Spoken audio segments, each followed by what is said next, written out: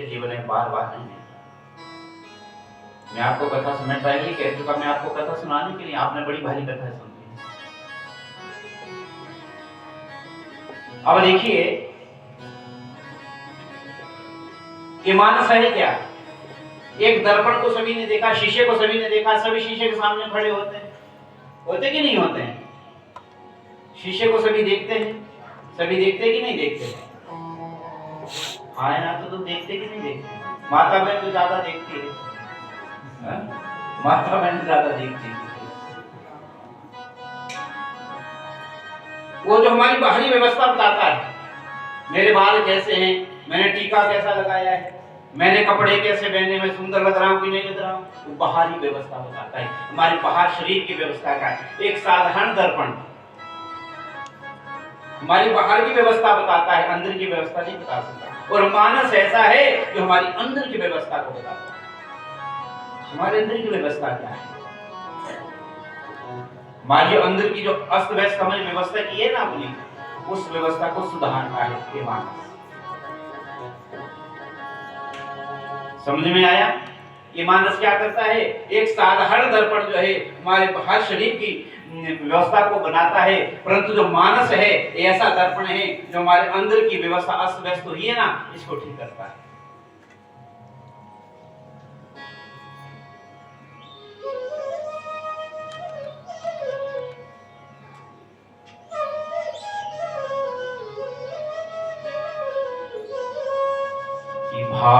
भाग्योदयेन बहुजन्म समाधिते सत्संगमं च लभेत पुरुषो यथा।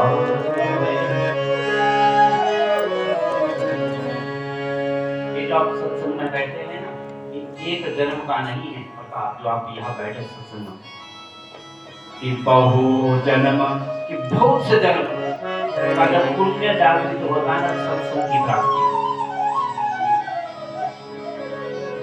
कि भाग्य उदयन बहु जन्म, बहुत से जन्म, एक नहीं कहा, कि बहु जन्म, बहुत से जन्मों का जब पुण्य जागृत होता है तब सत्संग की प्राप्ति। काय की प्राप्ति होती है? सत्संग की।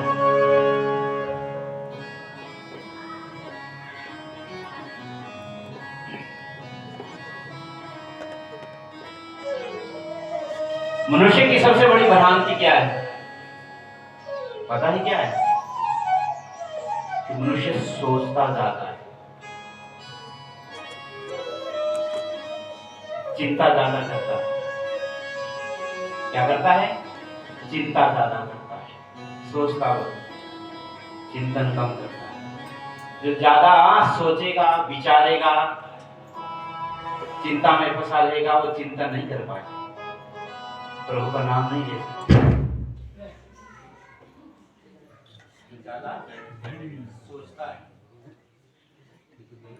भगवान का चिंतन नहीं कर सकता।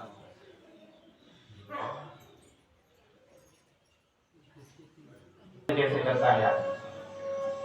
एक आदमी था तो क्या किया उसने कि रात्रि को अपने बिस्तर पर सो गया। अब सोते सोते विचार करने लगा, कहीं से उसके पास धन दौलत पैसा आ गया। अब विचार कर रहा है महाराज। बोले क्या विचार कर रहा है? अब विचार कर रहा है कि मेरे पास इतना पैसा, पैसे का क्या करूं। अब देखिए मन ही बोल रहा है और मन ही जवाब दे रहा है, कोई दूसरा साथ में नहीं है। मन ने कहा पैसा बहुत है, मन ने उत्तर दे दिया, बोले पैसा बहुत है तो फैक्ट्री लगा ले। क्या लगा ले? फैक्ट्री लगा ले। अब मन ने जब उत्तर दे दिया, प्रश्न किया, फिर प्रश्न और आया, बोले फैक्ट्री लगा लूंगा तो क्या होगा? बोले फैक्ट्री लगाएगा तो उसमें जो है 10, 50, 20 लोगों को रख ले। बोले क्या होगा? 10, 50 लोग आएंगे, जो कमाएंगे आधा तेरे लिए होगा, आधा उनके लिए होगा, तो जो आपके पास अभी पैसा हो 2 गुना, 3 गुना, 4 गुना हो जाएगा। ऐसा चिंतन कर रहा है। अब जो है ऐसा सोचता विचारता जो 12 बज गए। माना क्या हुआ? कितने बज गए? 12 बजे का समय। 10 बजे से हुआ, 2 घंटे लग गए सोचने विचारने, इतने पैसों का क्या करूं। विचार करते करते जो भूकंप का झटका लगा, जो लेंटर था ना वो सिर पर आया, राम नाम सत्य होगा, सोचना विचारना उसी समय बंद हो गया। कि चिंता ऐसी डाकिनी कि काट कलेजा खाए, चिता तो मुर्दे को जलाती है, चिंता जीते जी खा जाती है। एक चिता होती है वो आदमी को जलाने का काम करती है, मर गया कोई आदमी चिता को करना भस्म कर देगी, परंतु चिंता ऐसी और जीते जी आदमी को खत्म कर देती है। भूकंप का झटका लगा, लैंडरों पर गिरा, राम नाम सत्य सोचना विचारना हुआ। उस 2 घंटे में राम का नाम लेता तो भगवत की प्राप्ति हो जाती। इसलिए हम समय को बर्बाद ना करें। तो मेरे कहने का मतलब है कि जो मैंने आपको पहले कहा था, जो मैं आपको बोला था कि आप जो बैठे हुए आप लोग कहीं समय बर्बाद तो नहीं कर रहे, आपका समय बर्बाद ना हो।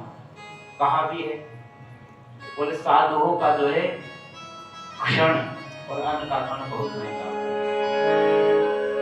इसलिए अपने पल पल को संभालें।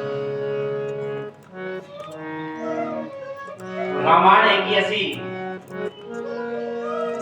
इसको हम बोलते हैं कि कथा है। रामायण की कथा को सभी जानते होंगे, और रामायण में सभी को पता है कि राजा दशरथ थे, उनके 4 पुत्र थे, ठीक है।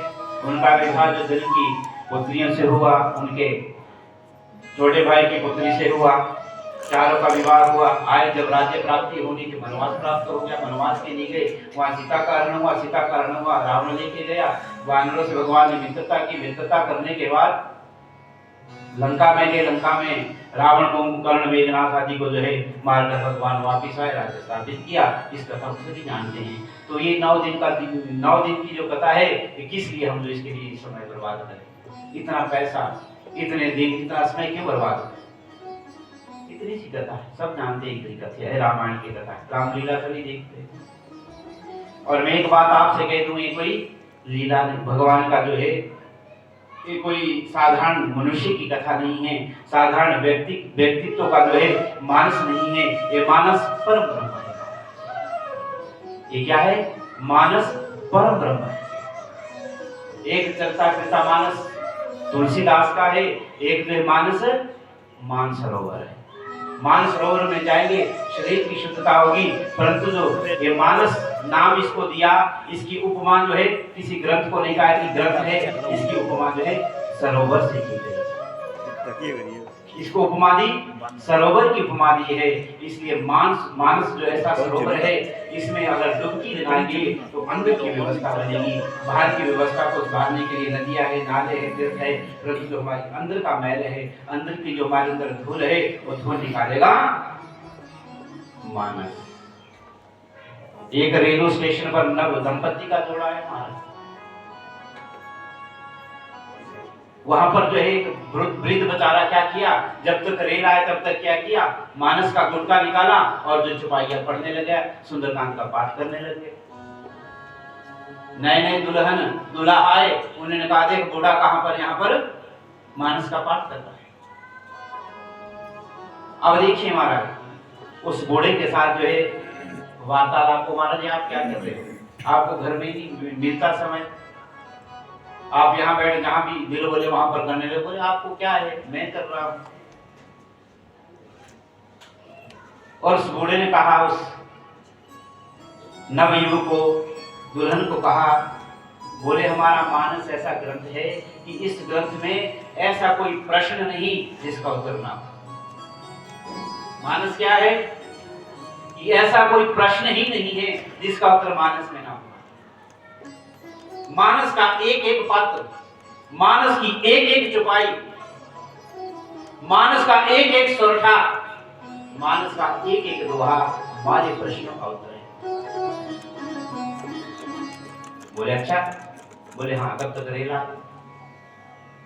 बूढ़ा बैठा हमारा चला गया, अपने बैठ गया, और भगवत कृपा सुन की जो सीट थी ऊपर नीचे थी बैठने के लिए, उसने क्या किया कि जो नया दूल्हा था दुल्हन को पीछे रखा और अपने आप रेल में बैठ गया। रेल चल पड़ी, दुल्हन जो है वो स्टेशन पर रही।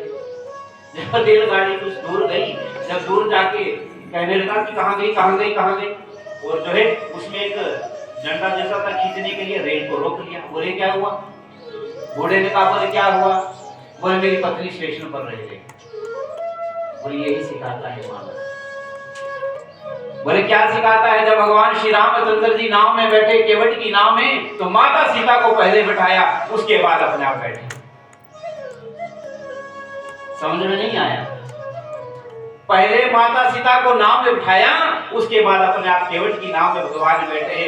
कहने का मतलब मेरा है, अगर मानस उसने सुना होता, मानस को पढ़ा होता, मानस की केवट की कथा को सुना होता, तो उसकी पत्नी स्टेशन पर नहीं बल्कि रेल में साथ में होती।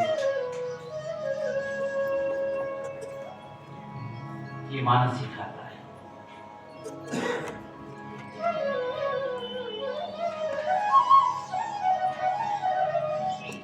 अब 3 चीजों को छोड़ना पड़ेगा भगवान की प्राप्ति करनी है।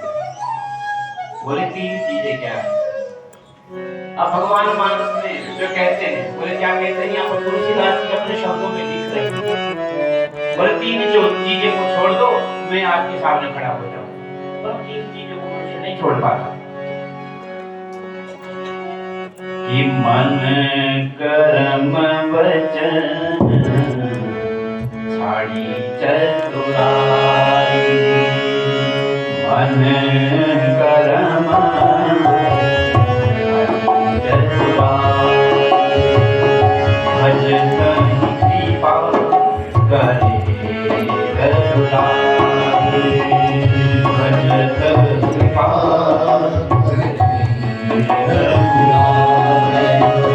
क्या? मन कर्म वचन छाड़ी चतुराई, मन कर्म वचन छाड़ी चतुराई। मन से, कर्म से और वचन से चतुराई को छोड़ना पड़ेगा। क्या छोड़ना पड़ेगा? जब चतुराई दिखाते हैं ना लोगों के पास, मंदिर में जाते हैं, मंदिर में जाने के बाद एक नजर जो है मूर्ति पर होती है, दूसरी नजर चप्पल पर होती है। कहीं चप्पल जूता कोई ले ना जाए।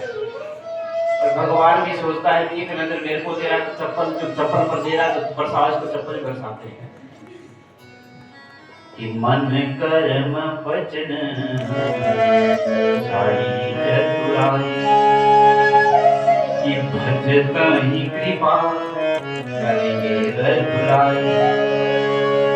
हंसते ही अगर तीनों चीजें छूट गई, तो जब जैसे आप भजन करने बैठे तो परमात्मा आपके सामने। मन, कर्म और 3 चीजों को वचन से आपको चतुराई को छोड़ना पड़ेगा, चपलता को छोड़ना। और कौन सी 3 चीजें हैं? कि मन निर्मल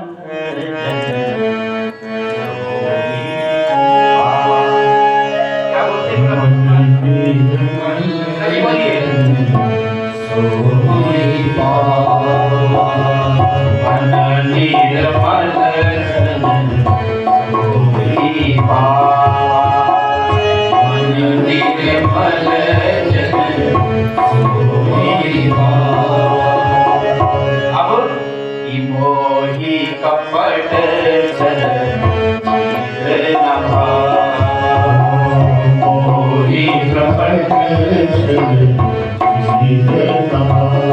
मेरे परमात्मा कहते हैं कि मोही कपट छल मोही कपट छल